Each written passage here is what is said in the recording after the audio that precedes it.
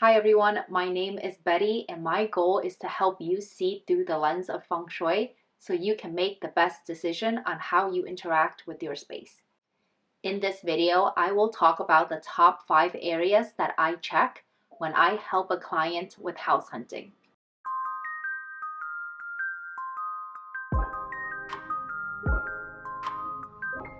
Before we dive in, here are some assumptions for this video so that we're all on the same page. My first assumption is that the person or family will move into the space as is, without any renovation. Second, I am assuming that the person or family will live there for at least 3 to 5 years. This is because the effect of Feng Shui doesn't happen overnight. So to really see and feel the impact of your Feng Shui, it takes a few years for it to ramp up to its full impact. Lastly, I am assuming that the property is appropriately sized for the household. I am not talking about mega mansions or tiny homes, but if you are interested in how Feng Shui fits in with those properties, please let me know in the comments below. Now, obviously, as a classical Feng Shui consultant, I will always check the energetic blueprint of the space first.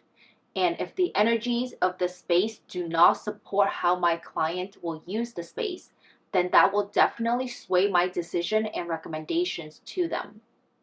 But 99.9% of you watching this video are not trained in classical Feng Shui. So I am not going to dwell on what you can do and focus on what you can check on your own. So let's dive in.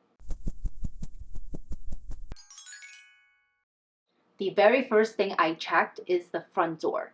Specifically, I am checking for structures that are directly in front of the property and directly in front of the front door. Ideally, you want the front door of your property to be free of obstructions so that qi can flow freely and meander into your space. Structures blocking the qi or overly aggressive qi that channels towards your front door are not recommended. If you'd like to learn more specifics about the front door, I have created a separate video that you can check out in the description below.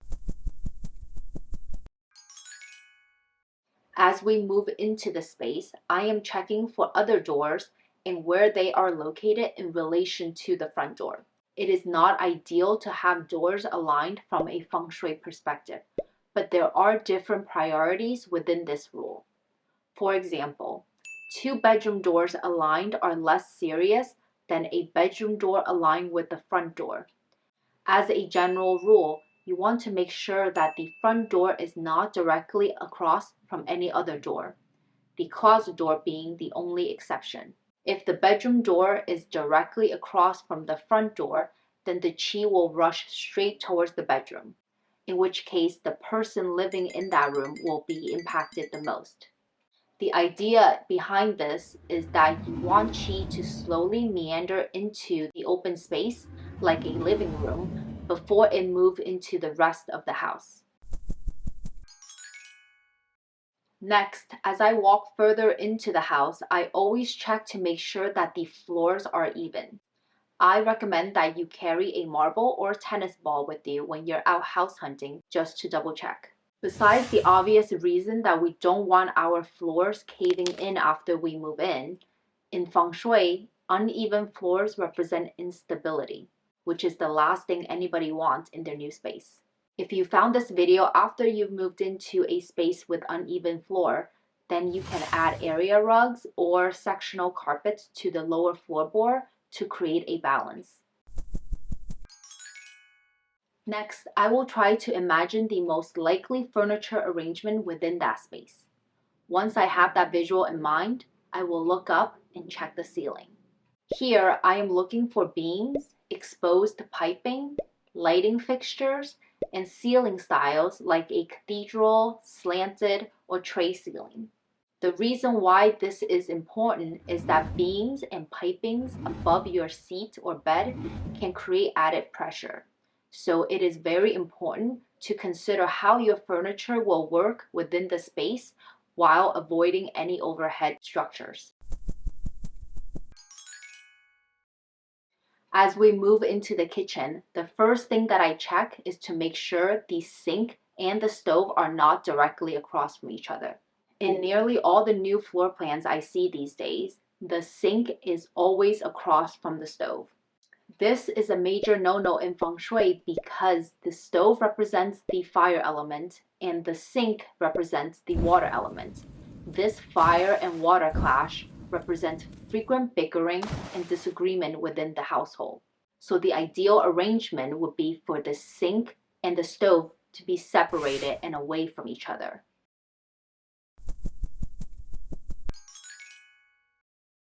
Okay, to demonstrate this further, I will now move to my computer and walk you through a 3D floor plan as an example.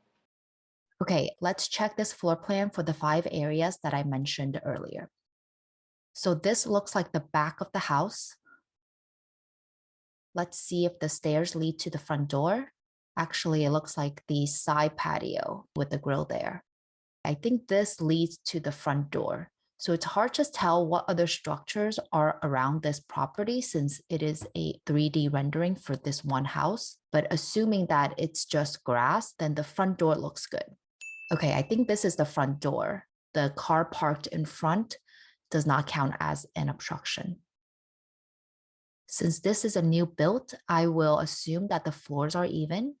Now there's a lot of beams in this space. Let's look at their furniture arrangement. It's hard to tell from this angle, but it is possible for the couch to be directly under the arch beam.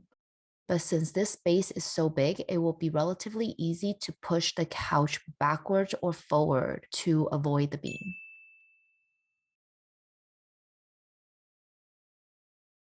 Okay, let's look at the kitchen. The sink and the stove just missed each other, but there's another sink next to the stove. If possible, I will get rid of the tiny sink or move it further away from the stove. It looks like there are some beams near the stove, but it seems like the stove might have missed the beam, so that's a plus. So overall, this space scored pretty well with some close calls on the beams. I hope you've gained some insights into what it's like to house hunt with a Feng Shui consultant. Obviously, there is a lot more to consider than the 5 things I discussed here, but I hope it gives you a glimpse into Feng Shui in action. See you in the next video.